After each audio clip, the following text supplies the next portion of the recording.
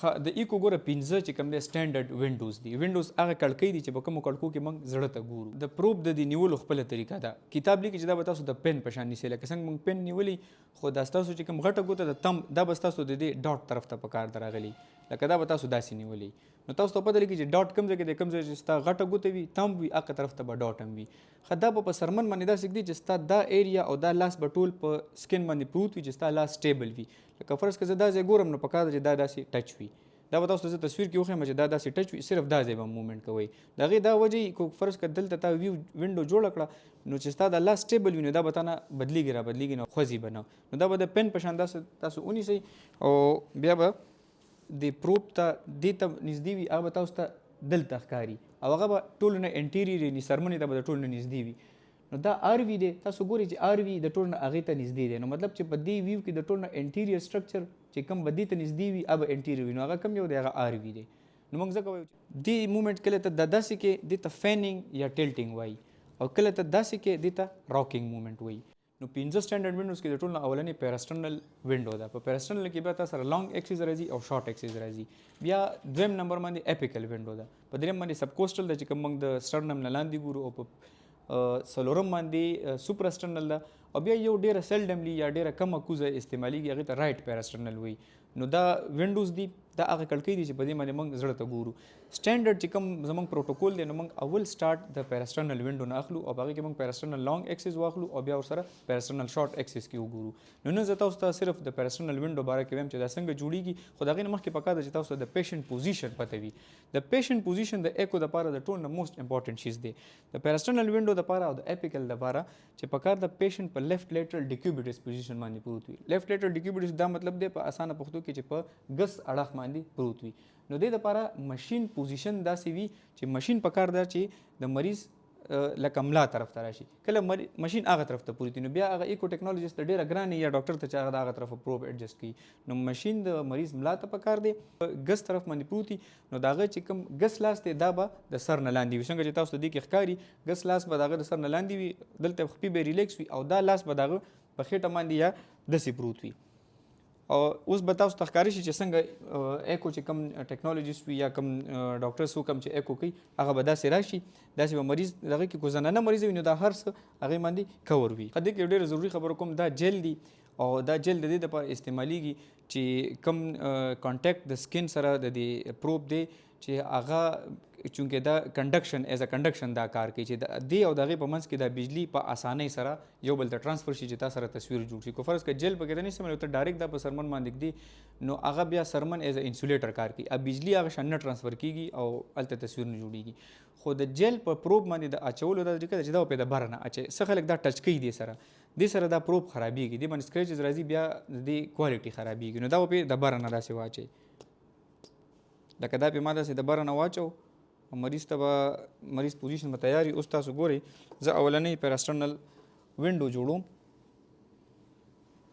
دا فریز وي چې څنګه ته پروب کله کېدي، نو ما یو خبره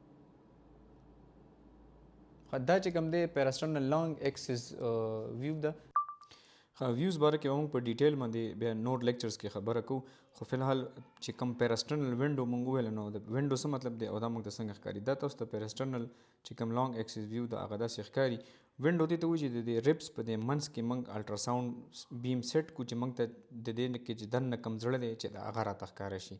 نو وینډوز بیسیکلي د دې ریبس په دې منځ کې موږ جوړو. نو دلته کو تاسو خیال کړئ بره لیکلي دي چې لیفټ پیراسټرنل وینډو جوړېږي چې ته لیفټ لکه دا سټرنم دی، نو دا د لیفټ سایډ دی. دلته ته پروب کېږي، پروب کوم ځای کې کېږي؟ تھرډ فورث انټرکوسټل سپیس کې. نو تھرډ فورث انټرکوسټل سپیس کې به ته پروب څنګه کېږي؟ لکه دا سپیسز به څنګه معلومې؟ سټرنم د پاسه خو یې کېښوستی نه شي ځکه چې خو بون دی. یاد ساتئ چې د الټراساونډ بیم د غر کولو دوه شیزونه دي، یو بون دی بل ایر دی.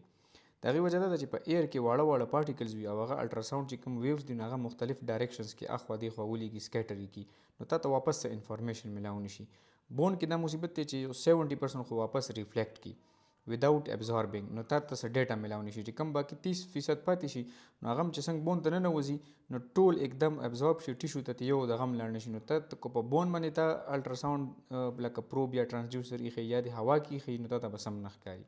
ښه، نو انټرکوسټل سپیس به داسې معلومې چې دې که د مرۍ نه لاندې چې موږ راځو دلته چې دا کوم ډیپ دی یا دا کوم کوتی دی دا ناچ دی دې ته جوګولر ناچ وایي. جوګولر ناچ نه چې ته کله راځې لاندې ته داسې ګوته راوړئ نو دې ځای کې یو ریچ شان یعنې داسې یو موړه غونته تاته محسوس شي. هغه موړې ته سټرنل انګل یا انګل اف لویس وایي. دې ځای کې دا ګرین چې کوم تاسو ته ښکاري دا هغه موړه ده. دا جوګولر ناچ ته بل لاندې راځي موړه چې کوم ځای کې تاته دا سټرنل انګل فیل شي دې ته مخامخ دې خوا دواړو طرفونو ته سیکنډ ریب وي. د هر ریب نه د هغه ریب نه لاندې د هغه ریب انټرکوسټل سپیس وي. لکه دا سیکنډ ریب دی نو د دې نه لاندې چې دا کوم سپیس دی دا سیکنډ انټرکوسټل سپیس دی. نو په دې طریقه به تاسو سیکنډ انټرکوسټل سپیس تھرډ فورث ته راشئ. په ایکسټرنل وینډو به تاسو داسې جوړوئ چې کوم مارکر درته ما ښودلی دې ځای کې دا لیکلي دي چې ډاټ دی یا مارکر دی کومه نښه چې په پروب باندې وي به زه تاسو ته بیا هم نو دا اوس یو پروب دی دلته بل لیکلي چې دا پروب باندې چې کم دا نښه وي دې ته مارکر وایي دې ته ګروو وایي لکه داسې قوطې شانتي وي یا نښه وي یا ډاټ وي خو دی شیز ته چې کوم دی اورینټیشن مارکر وایي بیسیکلی چې هر څه وي مختلف قسمونو کې مختلف پروب کې مختلف نښه وي. دا پروب چې کوم دی په سکرین باندې چې کوم په د کارډیالوژي ایکو کې دا کم دلته دا نښه وي دا سره نښه دا څوک دلته اکثر پی لیکلی یا ټي لیکلی وي یا ډاټ وي دا خپل منځ کې لاس میلاوي. د دې دا مطلب دی چې دا پروب تا ته چې کوم سکین باندې تا کوم ځای کې خو به تا په سکرین باندې دې سره نږدې ښکاري. ما مخکې هم ویلو چې کوم شیزونه چونکې دا د پاسه پروت وي نو کوم چې دې ته نږدې وي نو هغه به انټیریر وي او چې کوم د دې نه لرې وي نو هغه به پوسټیریر وي. چې ډاټ دی یا مارکر دی کومه نښه چې په پروب باندې وي هغه به د مریض رایټ شولډر ته وي. دا د مریض رایټ شولډر دی.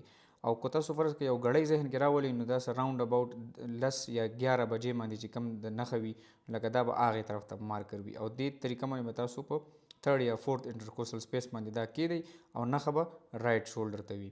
نو دې هغې کې په نتیجه کې به تاسو سره پیراسټرنل لانګ ایکسس داسې ویو جوړ شي. تاسو به د انټرکوسټل سپیس معلوم کړئ. دا ضروري نه ده چې خامخا د هر چا په تھرډ کې جوړیږي یا د فورث کې جوړیږي. فرض که پروفیشنل طریقه دا ده چې تاسو سیکنډ انټرکوسټل سپیس لکه دې ځای کې کېدی څومره چې نږدې وي سټرنم ته دونه به ښه وي. دلته تاسو پروب کېښوستو که وینډو ویو را جوړه نه شوه بیا لږ لاندې راشئ بیا نور هم لږ لاندې راشئ نو داسې به تاسو وینډو ګورئ بیا پریکټس سره دا معلومه شي چې وینډو څنګه جوړیږي. ښه بیا په پیراسټرنل لانګ ایکسس کې موږ څه ګورو خو دې نه په ایکو کې دا ډېر ضروري خبره ده چې موږ د زړه لانګ ایکسس وپېژنو چې د زړه لانګ ایکسس څه ته وایي. په پښتو کې د دې دا مطلب دی چې دا زړه داسې سیده نه وي پروت دا لږ داسې کوږ شانتي پروت وي زموږ په سینه کې. نو لانګ ایکسس دی چې د زړه کوم اوږد په اوږد طرف دی.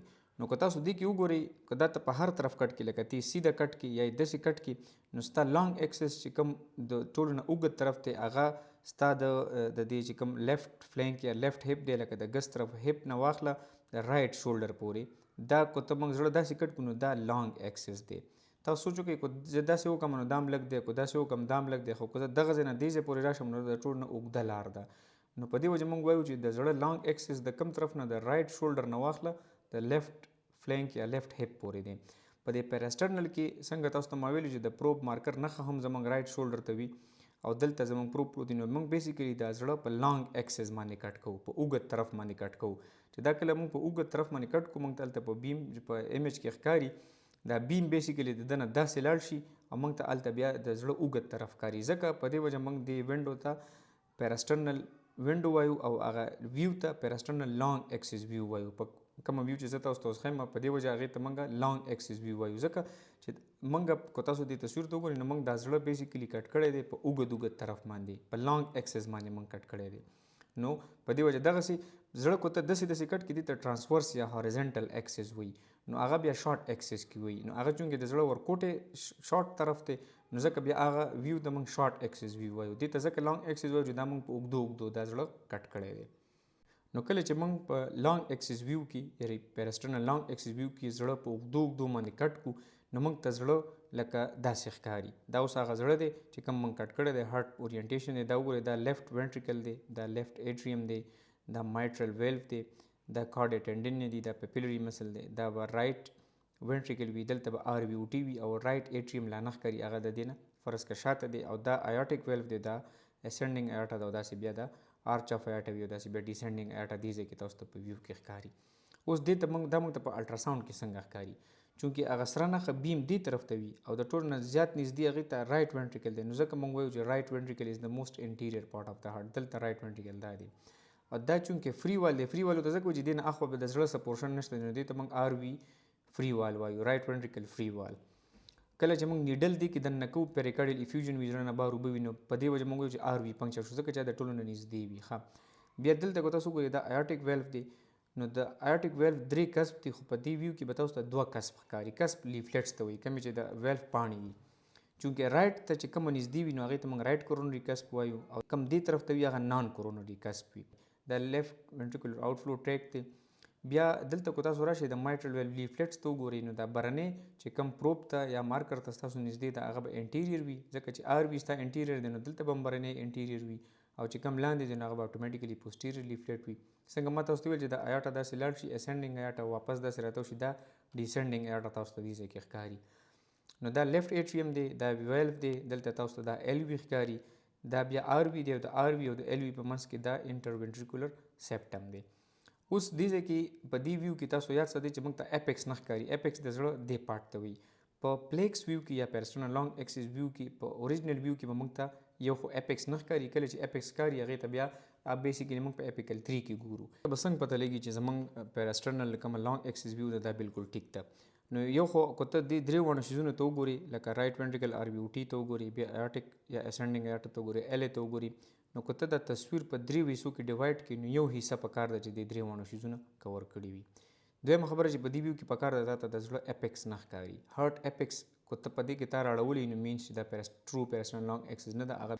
دویمه خبره پکې دا ده چې دا کم سیپټم دی او دا کم ایاټیک ویلف دی یا چې دا کم رایټ کورونري کسب دی د ایاټا پکار دی چې په دې کې انګل نه وي لکه دا پکار دی چې داسې سیده راغلی وي څنګه چې دې کې تاسو ته ښکاري.